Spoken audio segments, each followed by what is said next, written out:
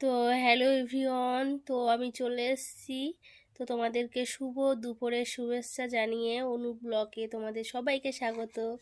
তো এই দেখো, দুপুরে খেতে চলে আসলাম। তো খাবারের মেনুতে আছে এই যে আলু মাখা দেখতে পাচ্ছ, আর এখানে লাল শাক দিয়ে, আর হচ্ছে বিন কড়াই ভাজা, আর এই যে ডিম ভাজা। আজকে সব ভাজা সেদ্ধ দিয়ে খাওয়া হবে।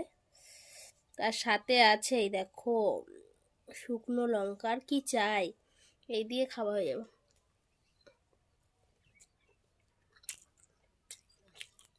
হুম, সেই টেস্ট।